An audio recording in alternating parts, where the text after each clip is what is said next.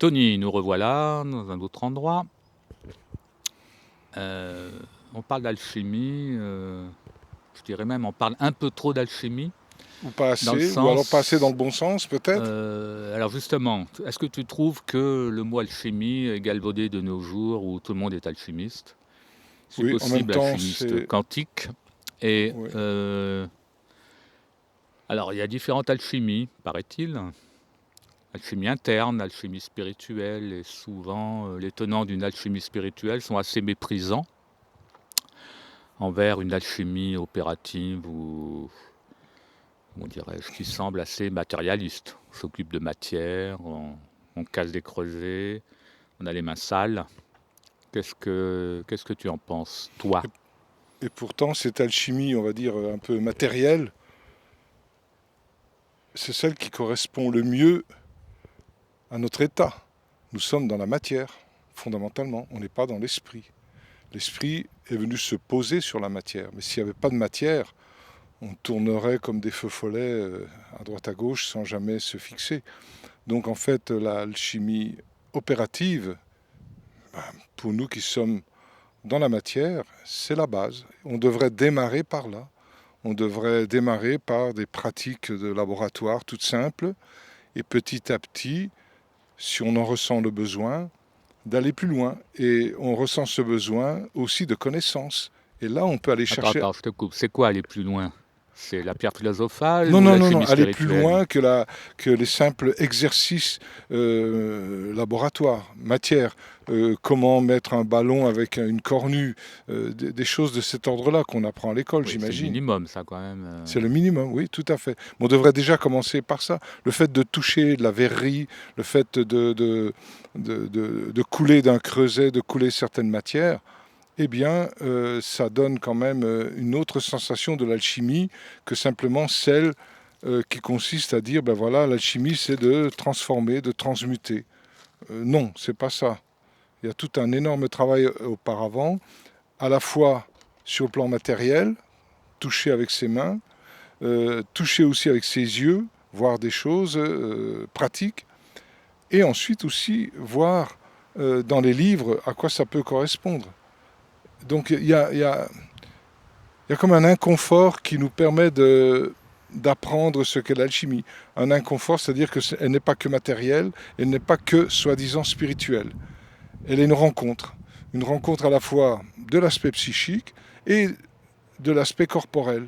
Et cette rencontre, on se rend compte que c'est dicté par un sentiment profond, un sentiment alchimique profond qui touche à la fois l'opératif que le théorique. Ça touche les deux. Donc il y a quand même un inconfort très constructif entre l'alchimie dite spirituelle et l'alchimie dite matérielle. C'est la rencontre des deux qui est libératrice pour moi, parce que là on touche à un chaos. Non pas un chaos comme il est écrit dans les livres uniquement, mais un chaos qui est réellement vécu, puisqu'il se situe à la frontière entre le non-espace-temps et l'espace-temps. Voilà. C'est troublant. C'est troublant. Il y a un trouble.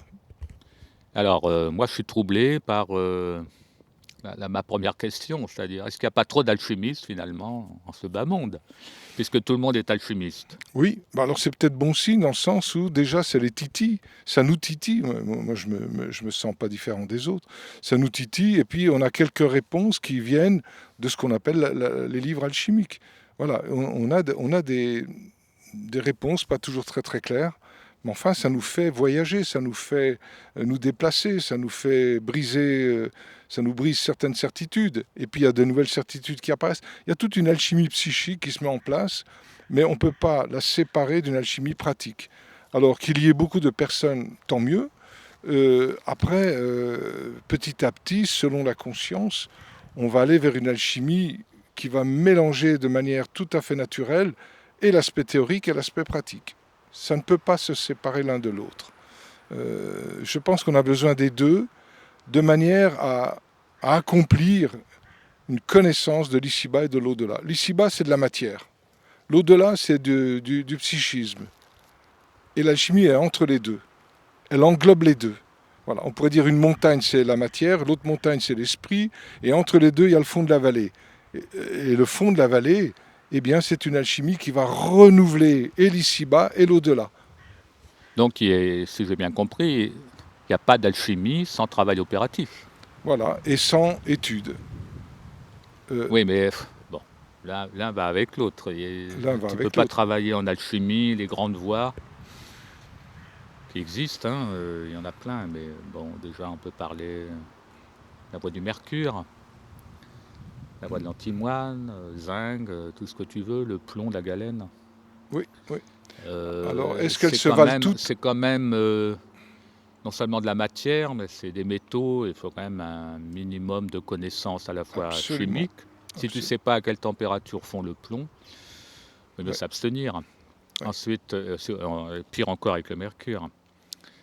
Bon, et puis, c'est pas tout d'avoir un morceau de plomb ou de galène, mais encore faut-il savoir ce Ce qu'il qu'on faut va en en faire. faire. Il suffit pas de le fondre, en espérant que Jésus arrive au Mm. milieu de la coulée. T'es d'accord? Oui, il y a un inconfort. C'est Si on est ça. attiré par l'alchimie, c'est qu'il y a un trouble intérieur et on a cherché des réponses, on en a eu, on a cru que c'était la véritable alchimie, puis à un moment donné, ben, ça suffit pas et il y a un chaos qui revient. Donc à un moment donné, est-ce qu'il ne faudrait pas faire un retournement, se dire maintenant, à partir de maintenant, mon alchimie va être à partir d'un trouble intérieur, à partir d'un chaos. Voilà. Alors après, quelle est la bonne alchimie? Quelles sont les bonnes matières? Est-ce que c'est la voie sèche, la voie humide, la voie du cinabre, la voie spagyrique, etc. Bon, la spagyrie, pour moi, est un peu différente, enfin, spagithérapie, parce que là, il y a une visée thérapeutique. Là, c'est direct. Moi, je suis dans ce courant-là. Cette visée thérapeutique, me donner des outils pour aider au mieux son prochain. Voilà. Mais ça, tu peux l'avoir dans l'alchimie métallique. Oui, bien sûr, C'est mais plus peu dur. réussissent quand même à avoir Tout des... à fait. Tout à fait. Comment? Bon, tout à fait. Oui, oui. Oui, oui. Alors que l'alchimie végétale est quand même plus à C'est- portée de main. Après, la façon de travailler l'alchimie végétale, pour moi, au bout de toutes ces années, pour moi, irait presque aussi loin que l'alchimie minérale, pour moi. Avec moins de connaissances, on peut avoir des pratiques qui vont réveiller l'archétype de la plante. Et c'est l'archétype qui soigne. Et pour arriver à l'archétype, bah, il faut inclure tout le processus alchimique. Alors, sans avoir forcément la pierre philosophale, il est possible d'avoir par le végétal un résultat qui est tout à fait appréciable. Bon, on pourrait dire la même chose avec les différents minéraux qui se prêtent à Oui, un oui, travail alchimique. oui. Tout comme dans le végétal, par exemple, tu vois le romarin, la kélidoine, ce que tu veux. Donc, chacune de ces plantes ou arbustes, Mm, mm. travailler en alchimie va donner un résultat Supérieur.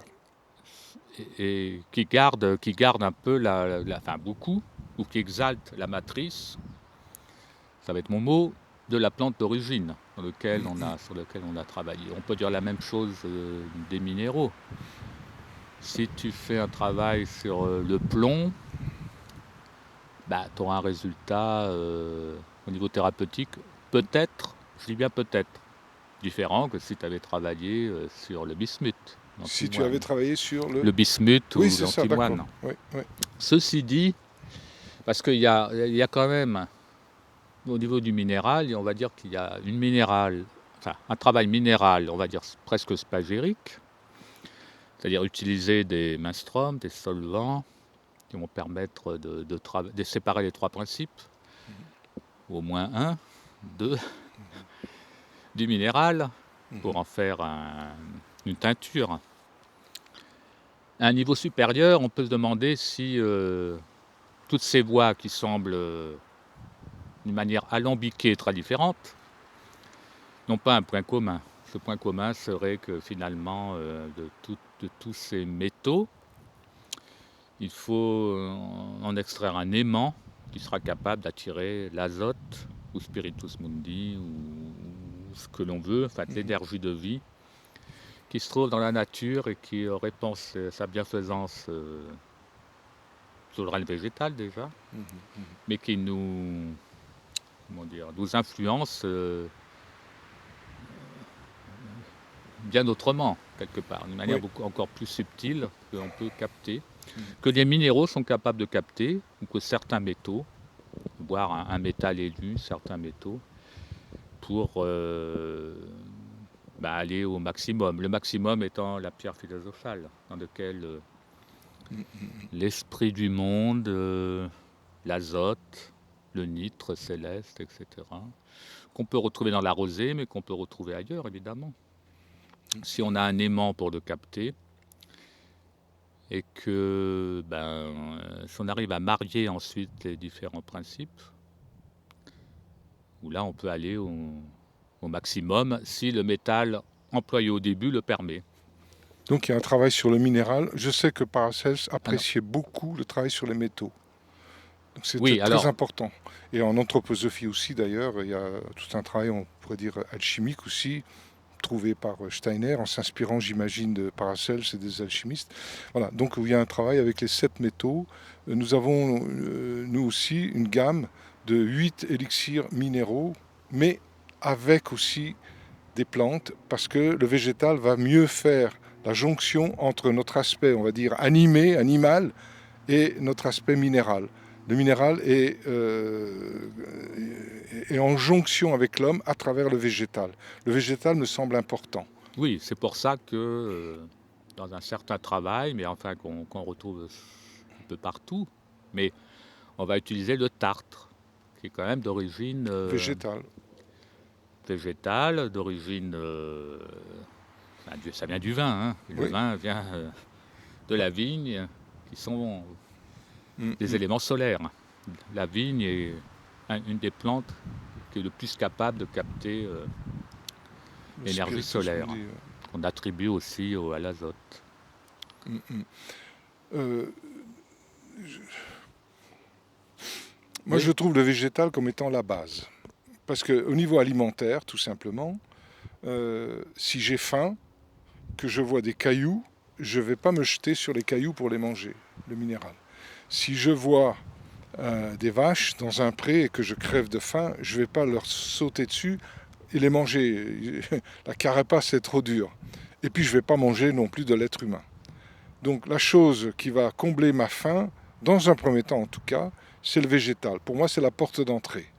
Donc autant avoir un végétal qui a été travaillé avec une alchimie correcte, hein, qui s'inspire de la pierre philosophale, pour autant qu'on ait reconnu les différentes étapes, et à travers ce végétal, selon la calcination des plantes, on aura quand même un minéral végétabilisé, on pourrait dire. Parce que c'est un minéral qui provient de la calcination des plantes. On a quand même un côté minéral. tout à fait. Ce que tu veux dire, c'est qu'il y a un processus pour aller à la pierre philosophale. Oui, voilà. On suppose, puisque certains y arrivent. Supposition ou croyance. En tout cas, si on n'y croit pas, c'est pas la peine de Ces commencer à milliers se de faire une ouverture. documents alchimiques ne sont pas faits au hasard. Idem pour les transmutations. On peut Ouais. dire que c'est pas possible, certainement c'est pas possible, mais il se trouve que certains ont pu faire quelque chose. Donc c'est qu'il y a un processus. Et ce processus, on peut l'appliquer à tout bout de champ. Donc on peut l'appliquer au végétal évidemment, et après dans un travail intérieur, pour rebondir sur la question qui parlait de la chimie intérieure, la chimie spirituelle. Et ma critique, dans le sens où je trouvais qu'il y avait trop d'alchimistes. Mais Non. Et puis, non pas qu'il ne faille pas être alchimiste, mais l'alchimiste ne peut pas être un amusement, un ouais. hobby, comment dire, oui, un gadget. Mais tout à fait. Je pense que c'est ce sérieux-là qui va le mieux répondre à cette angoisse profonde qui est en chacun de nous, de ce qu'est cette vie.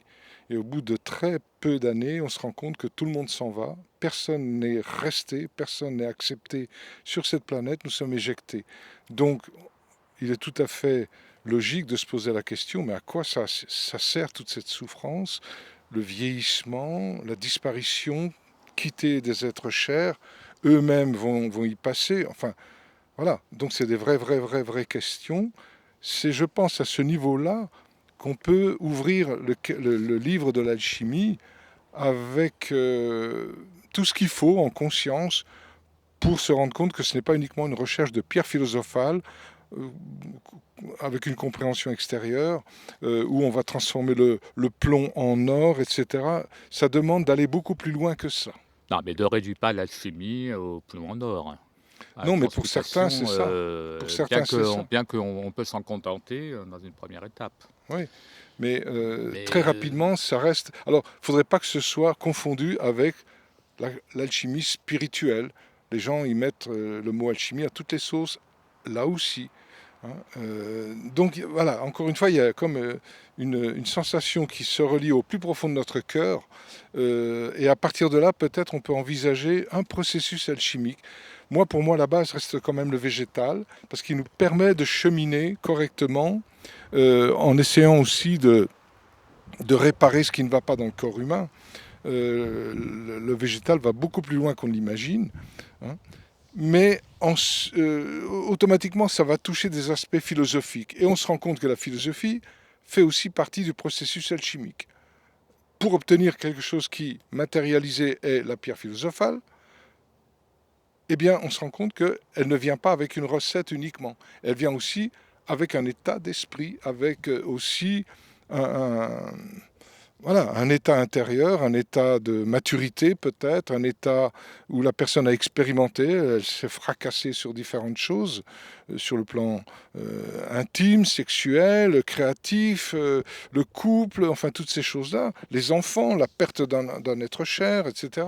Donc toutes ces choses-là participent à nous forger une certaine conscience et à un moment donné, de se rendre compte que ce soit une alchimie végétale ou une alchimie minérale, eh bien, il y a un seul processus. L'alchimie végétale que nous pratiquons n'est pas du tout celle des laboratoires suisses, allemands, italiens, anglais. On travaille tout à fait différemment à Elixalp. Hein. On tient compte de plusieurs choses qui ne sont pas dans les livres. Hein. Et c'est ce qui fait justement que depuis 30 ans, ben, on a des super résultats, tout bêtement. Hein. Pourquoi? Parce que ça respecte l'insoluble de la personne.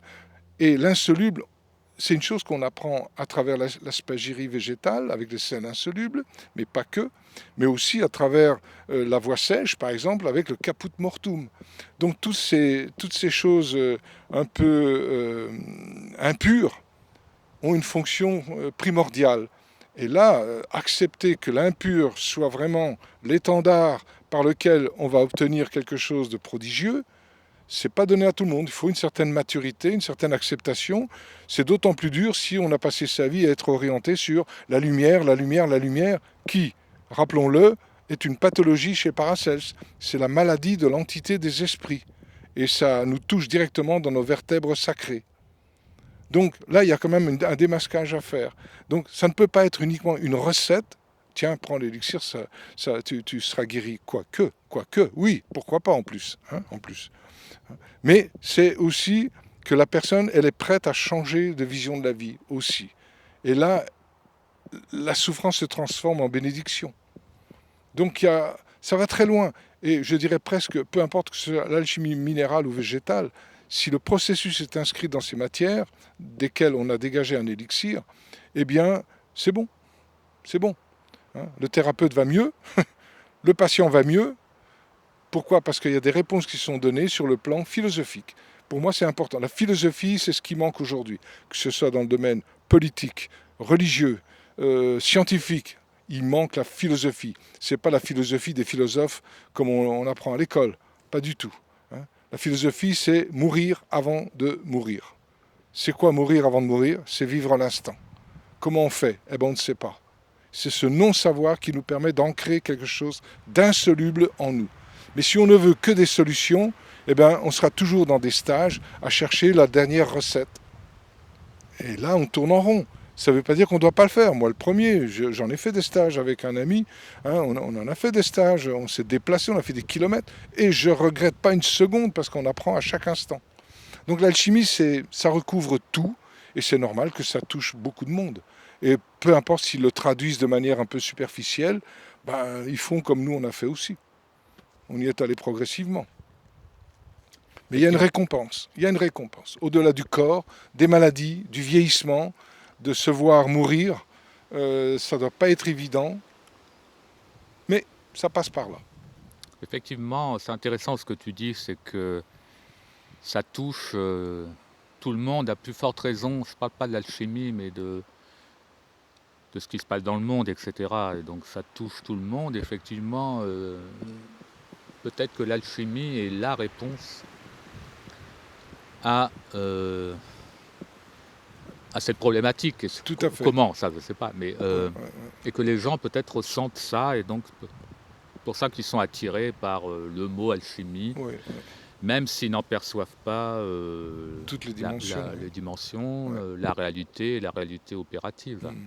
Mais il y a alchimie et alchimie, je dirais, dans ce sens-là, que euh, la démarche philosophique est à l'arrière-plan de l'alchimie n'est pas la même pour tout le monde. Chacun va dégager une alchimie. Nous, on parle, c'est pas pour faire compliqué, mais on est obligé de préciser les choses. Pour retrouver la biologie archétypale, il faut démasquer l'au-delà, toutes les projections. Or, toutes les spiritualités, même les alchimies spirituelles, sont logées dans l'au-delà.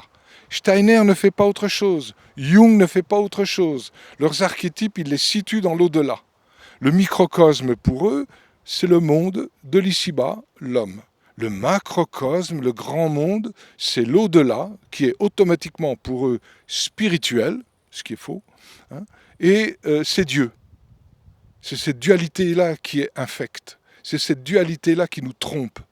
Alors, de cette dualité-là, ne pas aller plus loin, ne pas prendre la tangente pour mieux y revenir et transmuter, avoir une véritable pierre philosophale, eh bien, il bloque tout dans cet aspect, dans cette pseudo-alchimie spirituelle et dans cette pseudo-alchimie matérielle.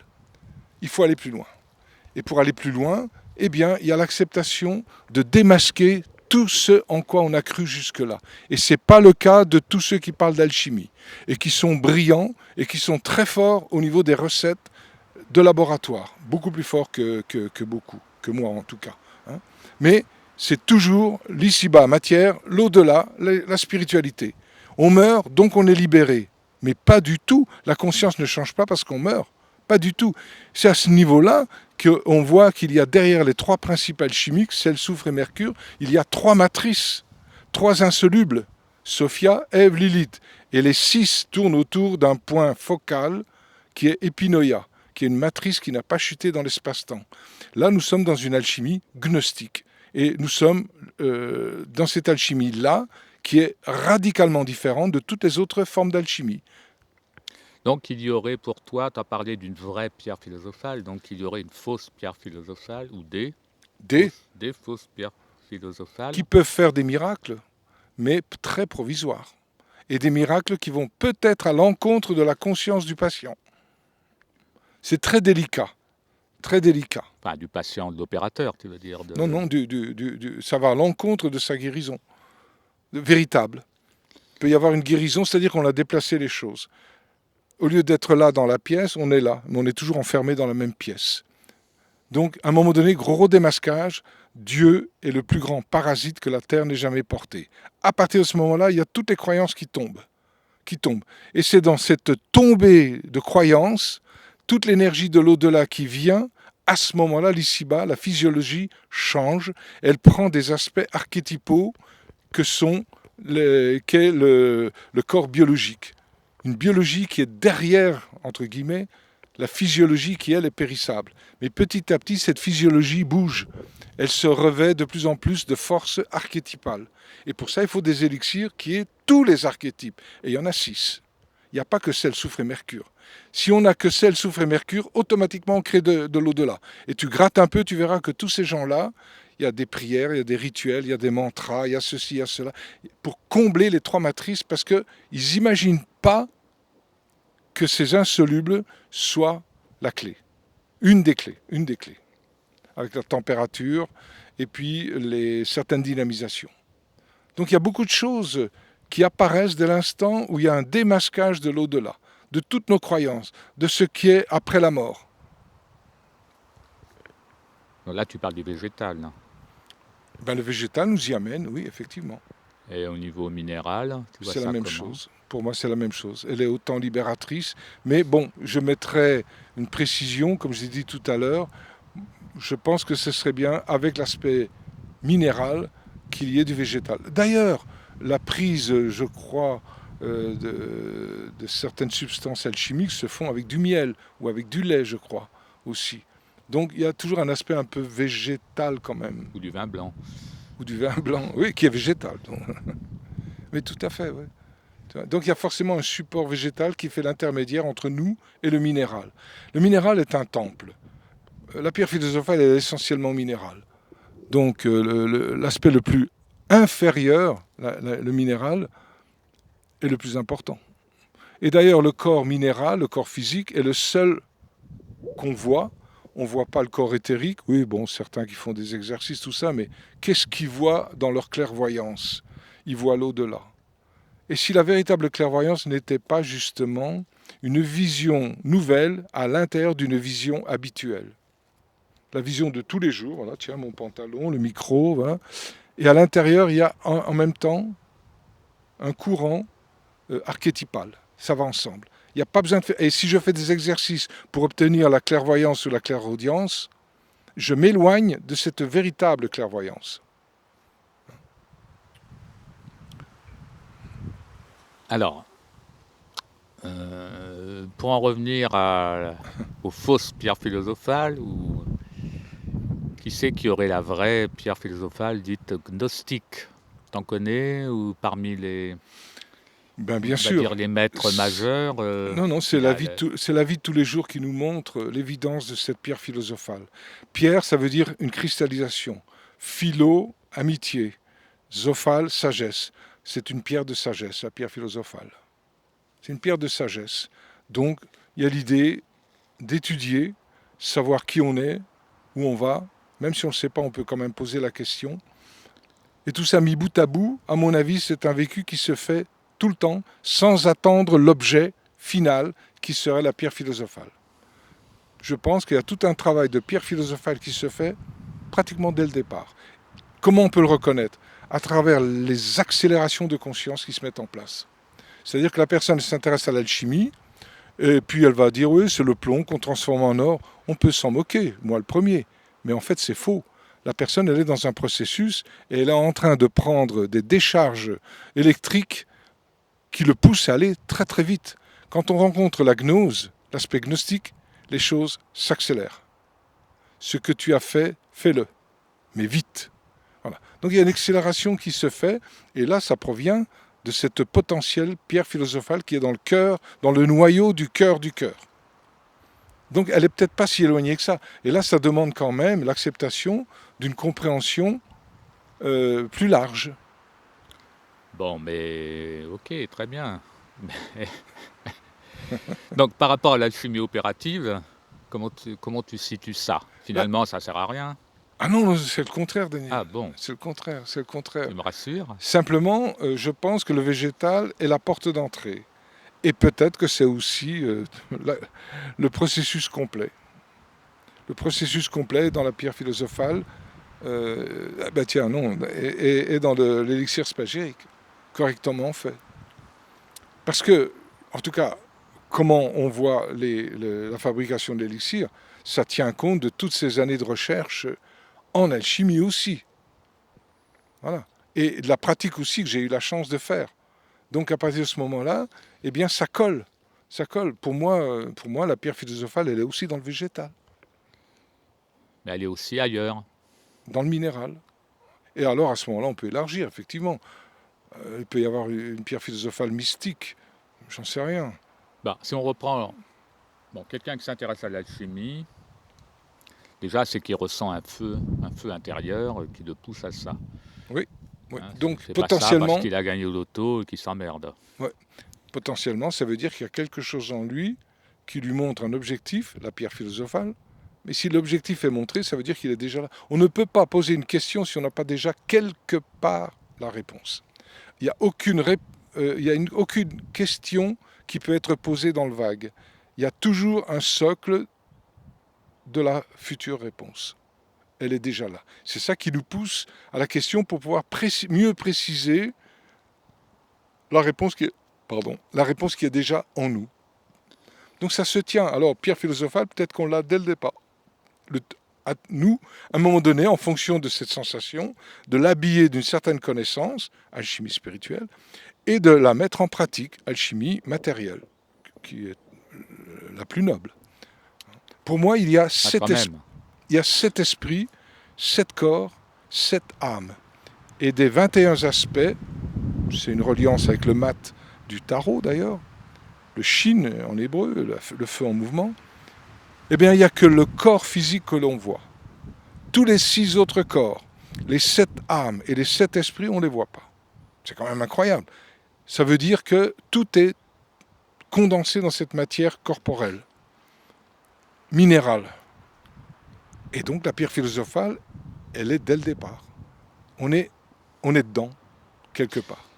Oui, tu vas bien dans le sens de dire que là où il y a la plus grande puissance, c'est dans ce qui paraît le plus vil et le C'est plus ça, lourd, c'est-à-dire les minéraux, en apparence inertes, et les plus lourds, comme c'est les ça, métaux. c'est ça. C'est ça que tu Cette veux dire matière qui est aussi. rejetée, vile, à vil prix ou qui ne coûte pas cher. Alors ce serait quoi, cette matière? Matière de l'œuvre, en minéral. Parce qu'il y Ah a bah je vais plusieurs pas voies. te le dire. Hein? C'est? Non, rien. Je ne vais pas te le dire. Non, je plaisante. On a évoqué les différentes voies qu'il peut y avoir, les Bien petits sûr. classiques. Et justement, je rebondis sur ce que je voulais dire.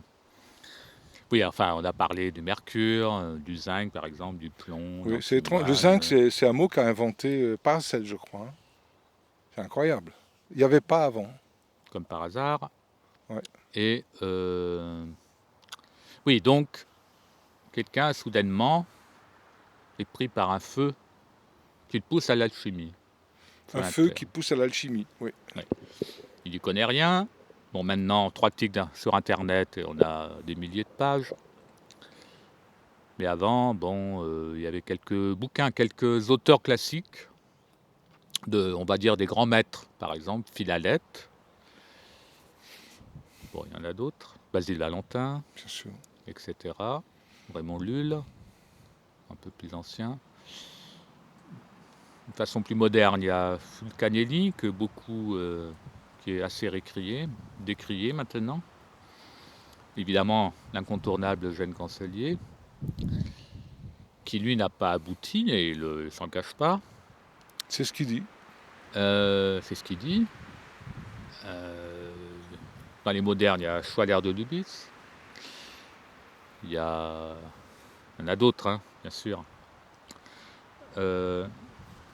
Tu les situes comment?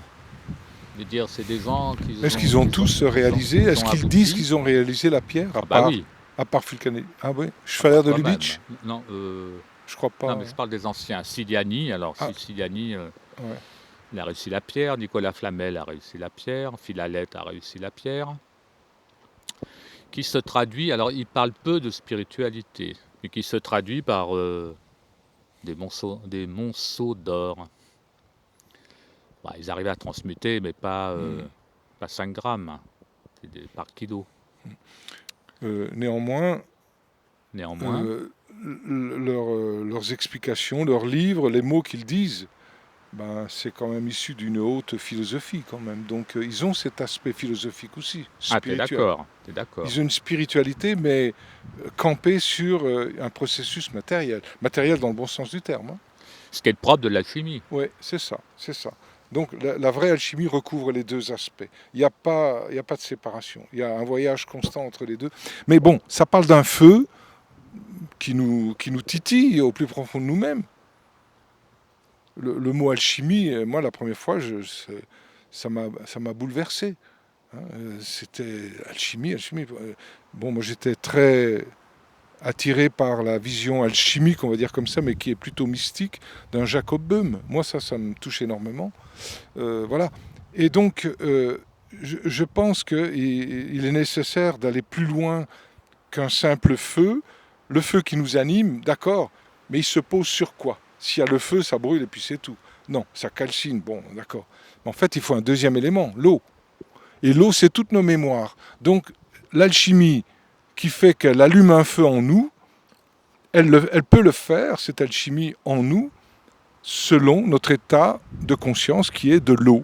L'eau renferme toutes les mémoires. En fonction de tout ce que nous avons mémorisé, expérimenté, voire dans d'autres vies, pour ceux qui parlent de réincarnation, c'est tout à fait possible, à un moment donné, il y a le feu qui s'allume, mais il y a l'état de l'eau, il y a l'état de conscience des mémoires de la personne qui fait que cette personne est prête à recevoir le feu, à l'allumer en elle, à ne pas en avoir peur, ce qui va la chaotiser, cette personne, ou pas. Voilà. Donc, et puis après, en accessoire, il y a un autre couple, l'air et la terre. Voilà. Donc les 4 éléments sont importants dans le processus. Oui, quand je disais feu, Tu comprends, bien sûr. c'est un côté, soudainement une passion qui pousse à faire des choses qui ne sont pas très logiques ou convenables, ou qui, du genre passer du temps et de l'argent à travailler au labo, que ce soit à la cornue ou au four. Tout Alors, à fait. Cancelier disait, bon, tu vois, Cancelier, sa façon de parler, etc., Oui, c'est. sa prestance, Oui, il disait, croyez-vous que j'aurais... En plus, ouais, il n'a pas une vie facile. ouais. C'est-à-dire, au niveau financier, J'ai connu sa fille, il roulait pas sur Simone, je d'or. crois. Ouais.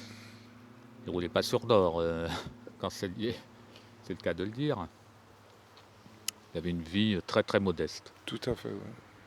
Et il disait, croyez-vous que j'aurais passé toute ma vie, que j'aurais consacré toute ma vie à l'alchimie, si je n'avais pas vu de mes propres yeux, vu 3 petits points, et La pierre. évidemment, fait référence aux Ah, effets de la pierre philosophale, ouais, certainement celle de Fulcanelli. ouais, ouais. C'est vrai, tout simplement. Pourquoi on ne le croirait pas? Pourquoi il aurait raconté hein? C'est qu'il a vécu quelque chose à ce niveau-là qui était vraiment ancré en lui. Oui, qui s'est manifesté ensuite sous forme d'une mission, d'abord lui-même travailler, Oui, puis et et de transmission transmettre avec les livres. d'alchimie classique et traditionnelle. Ouais. Ce dont on est assez loin à notre époque, où on en revient au début, où l'alchimie est parfois galvaudée, Mais tu même vois, par des gens qui se disent alchimistes. oui, mais tu vois, moi je me dis qu'à travers une démarche comme l'enseignement de la spagithérapie, eh bien, peut aider à accélérer le processus pour que la personne, à un moment donné, passe à la pratique de l'alchimie pour sa pierre philosophale. Ça pourrait l'aider quand il verrait déjà avec les élixirs végétaux phytospagiriques les résultats qu'il y a au niveau de la conscience, au niveau même physique. Eh bien, ça encourage à se dire mais j'aimerais bien aller plus loin. Et à un moment donné, inévitablement, tu es placé devant toi-même. L'alchimie, ben, ça se fait pas forcément en groupe. Ça peut aider, bien évidemment. Oh là là, je suis le premier à être pour les groupes. Mais en dernier ressort reste quand même une alchimie. Arriver à intégrer tout ce qu'on a pu étudier en alchimie, mais l'intégrer dans sa biologie, avant de mourir. Avant de mourir, l'intégrer. C'est-à-dire le sel, eh bien, c'est les mémoires. Le soufre, c'est l'avenir, aller de l'avant. Le mercure, c'est le présent. Moi, je me réfère à la triade de Steiner. Mais à l'arrière-plan, il y a 3 matrices qui vont amplifier les 3 principes. Et là, on entre dans le truc unique que nous avons, qui est l'alchimie gnostique. Et là, après, la question de la pierre philosophale ne se pose plus dans les mêmes termes. D'être conscient que c'est quelque chose qui est cristallisé en toi, à travers ton travail, ta reconnaissance, ta souffrance, ça change tout. Parce qu'on doit quand même se positionner devant la mort. Je ne dis pas que je vais y arriver, hein, mais il y a quand même des leçons dans la vie qui sont d'ordre de l'alchimie, pour moi, l'alchimie gnostique, c'est-à-dire qui démasque tout l'au-delà. Eh bien, il y a des leçons qui vont nous aider peut-être à franchir ces caps absolument terribles que sont le dépérissement, le vieillissement, les couloirs des hôpitaux et puis les piqûres. Enfin bon, ce monde est diabolique. Pour moi, ce monde est diabolique. Mais en même temps, il a tout le potentiel d'amour pour qu'on transforme ce diable en, en Christ. Oui, le monde va mal, mais Il a, derrière, il y a la solution oui, pour dépasser ça, solution qui n'est pas forcément collective. il sera individuel surtout. L'alchimie étant plutôt une démarche individuelle, il me Individuel, hein. semble. C'est ça, c'est ça. Je le pense aussi.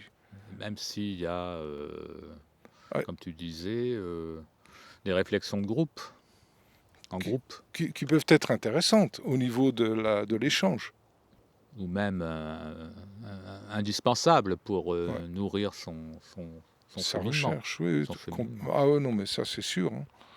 C'est sûr.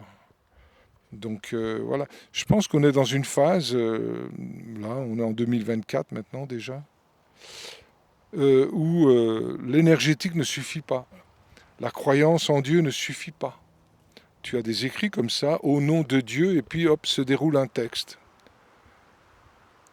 Et les gens adhèrent à ça. Bon, très bien, mais quand on voit la première phrase, au nom de Dieu, mais qui parle? Qui a écrit ça? En disant au nom, voilà, lui c'est le nom de Dieu, donc Dieu est là, et en son nom, voilà ce qui se passe. Mais toi, t'es qui là-dedans? C'est qui a écrit ça? Au nom de Dieu, et ça arrive, un texte, avec des choses à vivre, à faire, à reconnaître, etc. Voilà. L'alchimie gnostique, c'est avant Dieu. Dieu est un parasite. Dieu a été créé par l'homme. Et ensuite, Dieu se retourne. L'homme a créé Dieu constamment. Et Dieu étant la créature de l'homme, à un moment donné, une créature se retourne toujours contre son créateur. Voilà le mécanisme. Si on n'a pas démasqué ça, on peut faire toutes les alchimies qu'on veut, ce seront des pierres philosophales factices. C'est des coquilles vides. Voilà. Et là, la preuve que c'est des fausses pierres philosophales, ben, tu passes ta vie à les chercher, tu ne les trouves pas. C'est la preuve. Donc à un moment donné, c'est de se dire, mais elle est intemporelle, donc elle est tout le temps là. Eh ben, nom de Dieu, elle est où? C'est ça qu'il faut chercher, et non pas de se dire, ah j'ai ça à faire comme rituel, j'ai ça comme expérience à faire. Oui, on l'a fait, on le fait automatiquement. Mais ça ne solutionne pas, on tourne en rond comme des lapins. Donc à un moment donné, c'est de se dire, mais c'est quoi la pierre philosophale? C'est quoi Dieu? Eh bien, c'est un blocage, Dieu. Dieu nous empêche de retrouver non pas notre Dieu intérieur, parce que c'est encore un parasite, mais de nous retrouver. Devant notre tribunal intérieur, on ne dira pas, Tony, on ne me dira pas, Tony, tu n'as pas été Moïse, Tony, tu n'as pas été le Bouddha, Tony, tu n'as pas été, je ne sais pas moi, Rudolf Steiner. Non. Qu'est-ce que va me dire mon tribunal intérieur? Il va dire, tu n'as pas été Tony Céron, tu n'as pas été toi-même. Et du coup, tu es allé te disperser dans tes croyances. Voilà. La physique quantique, ce sont toutes des couches de croyances. C'est intéressant pour les étudier, mais ça se termine en cul-de-sac. Comment? Dans l'infiniment petit. Infiniment, ça veut dire cul-de-sac. L'ici-bas, c'est l'infiniment grand, l'œuvre noire en alchimie. L'œuvre blanc, c'est l'infiniment petit, la physique quantique. Voilà, l'œuvre noire, l'œuvre blanc. Auparavant, il y a l'électrum. Chez Paracels, avant d'entrer dans les œuvres, il faut faire son électrum. Et là, c'est très très bien expliqué dans le parcours de la Grande Place de Bruxelles. Bon. Et puis l'œuvre rouge seulement, là, on va travailler avec quelque chose d'insoluble. Et là, on quitte, on désamorce l'ici-bas l'au-delà. Les élixirs sont faits dans ce sens-là. Donc il y a spagyrie et spagyrie. Il y a élixir et élixir. Il y a végétal travaillé d'une certaine manière ou d'une autre manière. Donc c'est fondamental. Mais est-ce qu'on peut dire que c'est une histoire d'avoir conscience de ça? Est-ce que ça suffit? Tout comme par exemple la différence entre la chimie pour une même opération. Parce que la chimie, c'est pas hop, un petit ange qui vient et qui volatilise ta matière. Il y a des opérations qui sont chimiques, Ah oui. classiques, qu'on trouve dans des bouquins de chimie du XVIIIe siècle, ou Pour même cer- avant. Mais pour- pas maintenant, parce que maintenant, ça sert à rien. Pas besoin de ça. Pour certains, c'est facile. Pour d'autres, moi par exemple, tout ce qui est minéralogie, chimie, tout ça, moi j'ai du mal. J'ai deux, trois notions, mais c'est pas mon truc. Oui, mais ce que Mais je, j'y vais par un autre biais. que je voulais dire, c'est que une même opération, par exemple, purifier un métal, purger un métal, ça peut être fait par un chimiste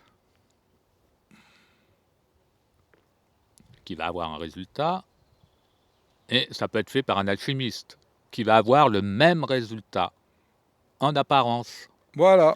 sauf que par une différence de conscience, pour le premier, rationnel, matérialiste, bon, bah, il a purifié un métal. Oui. Pour le second, bah, il sait que dans ce métal, Il y a une voilà, il y empreinte. a autre chose Voilà. du fait de l'opération qui a été faite. C'est une Difficile prise à de vérifier. conscience. Mais non, mais ça se vérifie pas. Enfin, oui, après, par la suite. Mais c'est en apparence, c'est exactement le même résultat. Tu as Oui, un oui, tout métal à fait. purifié, simplement. Par la conscience, on sait que voilà, celui-là est différent. Mais, comment dire, tu vas me dire, là on est dans l'alchimie traditionnelle. Alors toi, tu proposes une alchimie gnostique. Est-ce que la différence n'est pas la même de prise de conscience entre le chimiste et l'alchimiste? C'est-à-dire qu'en fait, tu peux avoir le même produit, un fait par un chimiste, un fait par un alchimiste et un fait par un alchimiste gnostique. Et les trois sont différents. C'est ça que tu veux dire? Oui, oui. Il y en a un qui est essentiellement matériel, il y en a un autre qui est essentiellement de l'ordre de la spiritualité, qui a sa valeur, et un autre qui est à la fois matériel et spirituel, et qui n'est ni l'un ni l'autre, qui est troublant.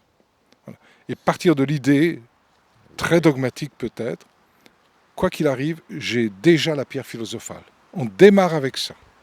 Ça change tout dans le processus. Voilà, donc c'est une conscience différente. Voilà, tu Oui, démarres, tu fais ton opération, j'ai déjà la pierre philosophale. tout à fait. Et on n'a pas forcément les mêmes résultats thérapeutiques. Ça ne veut pas dire que la pierre Certainement, oui. philosophale gnostique est supérieure. Elle est autre. Elle est autre. Elle n'est ni supérieure ni inférieure. Le supérieur, c'est l'au-delà. L'inférieur, c'est l'ici-bas. Il y a un truc entre les deux qui n'est ni en haut ni en bas, mais qui prend les deux et les place dans un mouvement unique pour mieux les désamorcer. C'est pour ça on pourrait parler de la mort de l'ego, mais l'ego est à la fois matériel et spirituel. Et la mort de l'ego, ce n'est pas faire mourir l'ego, c'est le vivre. Quelque chose qui est vécu n'a pas besoin d'être tué, c'est vécu.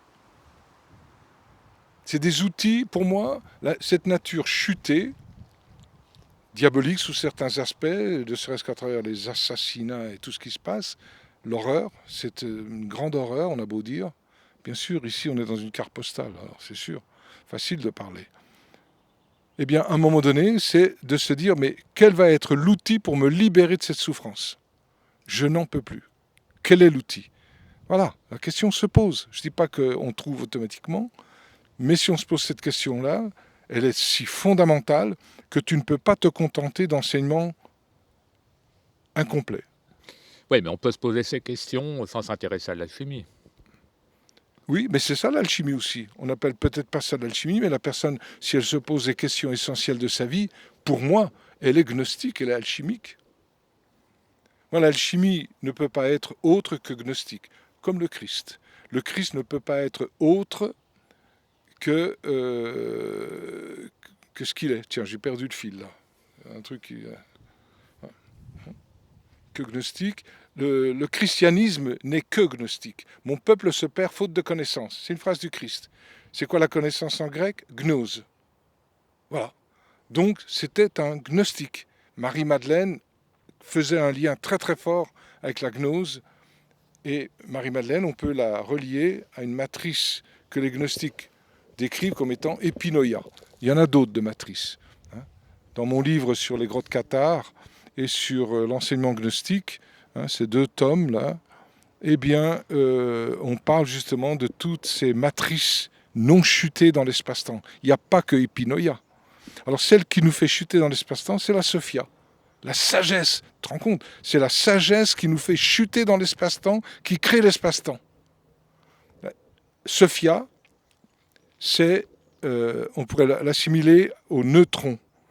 La première matière, l'hydrogène, du départ dans ce monde, l'hydrogène n'a pas de neutrons. Il est où le neutron? Eh bien, il recouvre tous les autres éléments de Mendeleïev. C'est l'hydrogène qui les tient. Et l'hydrogène, c'est quoi aussi? C'est épinoïa. Et l'hélium, la deuxième, c'est le Christ. Le Christ est dans l'élément eau, curieusement. Il a toutes les mémoires. Il rassemble toutes les mémoires sur sa croix, sur son yin-yang, là, pour faire fleurir quelque chose. La rose noire, la rose blanche, la rose rouge, voire la rose violette. Bon, symbolique. Et épinoïa, la matrice, Marie-Madeleine, hydrogène. C'est-à-dire ce qui génère l'eau. Hydrogène. Ça génère les eaux. Ça génère le Christ. Le Christ, c'est de l'eau, c'est pas du feu. Jésus, par contre, si on reste dans les figures symboliques, regroupe le Christ et Marie-Madeleine. Et le Christ, si tu veux, c'est la pierre au rouge. Marie-Madeleine ramène des insolubles et fait émerger Jésus sur la base du Christ. Jésus va plus loin que le Christ. Jésus, c'est la pierre philosophale transmutatoire. Le Christ, c'est la pierre philosophale, mais qui ne transmute pas. Le Fils doit s'arrêter à la croix, au Golgotha. Ensuite, c'est le travail des femmes, notamment de Marie-Madeleine. Et ensuite, il y a Jésus ressuscité. Mais lui, Jésus ressuscité au bout de 3 jours, donc les 3 multiplications, nous donne la pierre philosophale qui transmute. Pourquoi? Parce que la différence entre le Christ et Jésus, le Christ c'est le Fils de Dieu, donc il y a une dépendance. Jésus c'est le Fils de l'homme, il sort de notre ventre. Il y a une figure mystique comme ça qu'on trouve facilement quand ça décrit l'image, la figure de Hermès. On le voit avec les cheveux immenses dans le ciel et on voit un bébé dans son ventre. C'est très étrange comme photo, comme dessin, comme figure. On voit un bébé dans le ventre de Hermès, un bébé philosophal. Voilà. Donc il est possible de transmuter que si nous sommes dans la matière. On ne transmute pas dans l'au-delà. Ah bah c'est la base de l'alchimie. Oui, c'est pour ça que la matière est noble. On part de la matière. On peut dire que ce monde chuté, c'est diabolique, ça je le maintiens. Instantanément, le fait de le décrire, tu le changes. Ça veut dire que tu amènes quelque chose qui n'est pas diabolique, tout simplement. Mais justement, je reviens à ce qu'on disait un petit peu avant que tu développes, d'une manière fort intéressante d'ailleurs. Merci Daniel. J'espère que tu fais des conférences pour en parler. Tes encouragements me vont droit au cœur. Tu es rare dans les compliments. Mais ils débordent de chez toi. Et je les prends. Attends, merci mon Daniel. Je sais plus où j'en suis. Ah oui, voilà.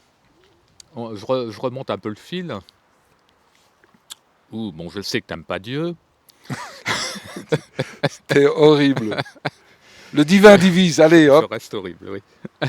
Tu n'aimes pas Dieu. Tu nous l'as montré, démontré. Mais je le nourris si je fais ça. Je reviens à cette idée là, cette prise de conscience, où ce qui différencie, comme je disais là, une même opération, oui. Un chimiste et un spirituel. Alchimiste. Bon, on ne va pas utiliser de gros mots. Non, mais non, t'as raison. Et alors je prends cette phrase de Basile Valentin, qui est quand même un grand maître, si on peut dire,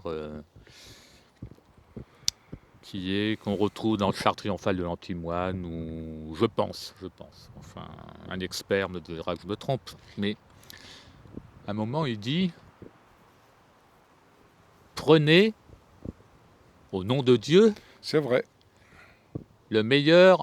un morceau, du meilleur antimoine de Hongrie, etc., etc. » Et rien que ça, on peut imaginer que dans sa tête, démarrer quelque chose, une opération, au nom de Dieu, que tu méprises, je sais, mais ça fait qu'on entre dans autre chose qu'une opération chimique qui sera galvaudée après par même par des pseudo-alchimistes qui disent ouais, bah, de toute façon, c'est une simple opération chimique, et c'est vrai.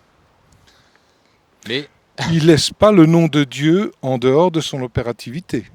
Il prend au nom de Dieu. Mais il prend. Qui c'est qui pose l'acte? C'est pas Dieu, c'est lui. Lui, il prend, il tient compte de Dieu comme étant ce parasite, il le ramène dans la matière, et à ce moment-là, il peut ah, tuer. de toute façon, c'est Il pour tue la aller dans matière. la matière. Ouais, tuer, Donc, le mot est peut-être un peu fort. C'est pas ça. Il intègre, si tu veux, Dieu.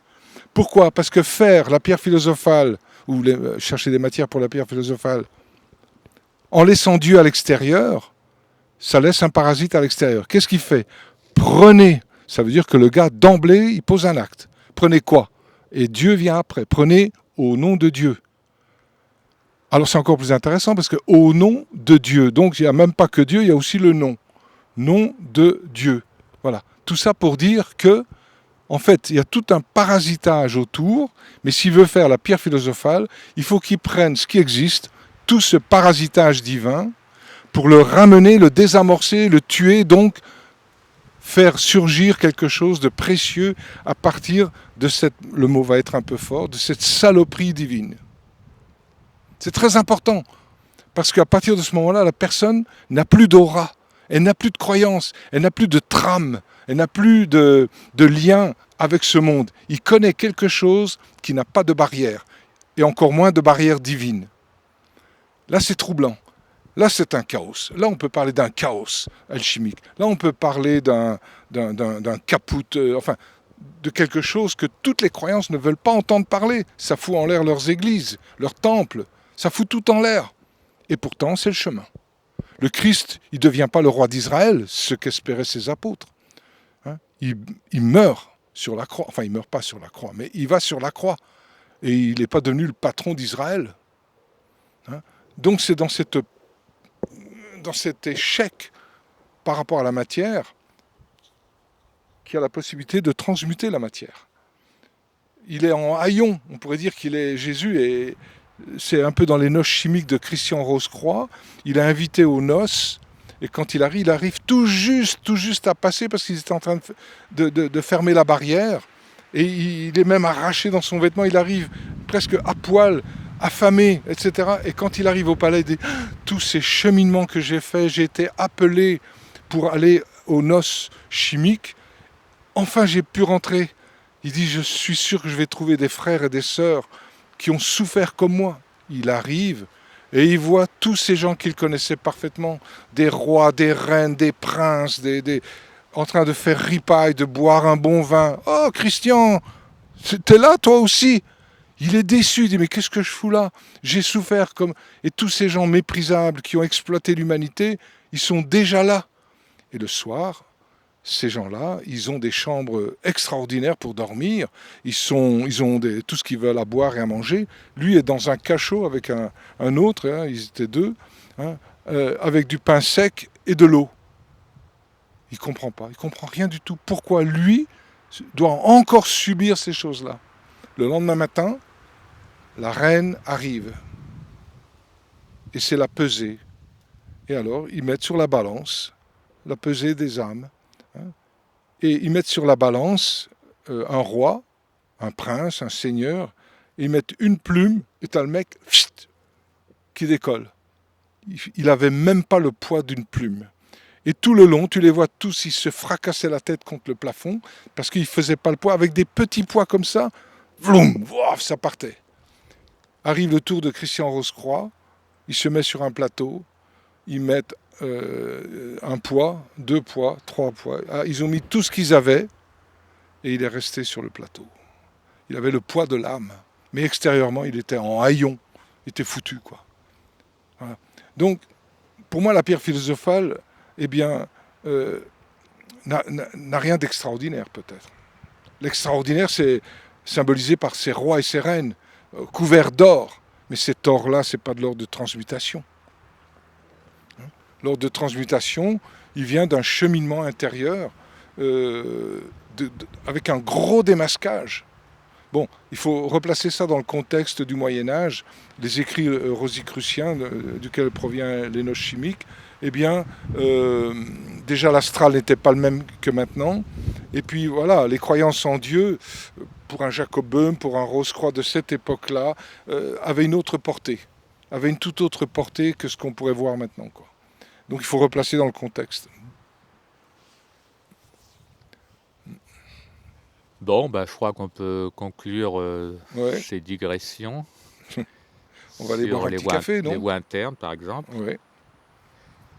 Voilà, donc on parlait de voies internes, ou de je sais pas quoi. Non, qu'il y avait trop d'alchimistes, voilà.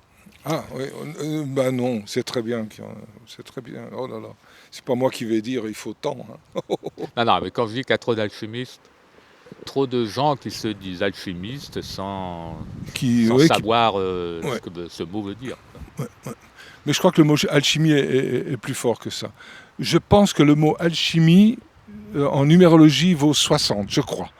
1, 12, 13, 14, 15, 16, 16, 24 et 9, 33, 36, 46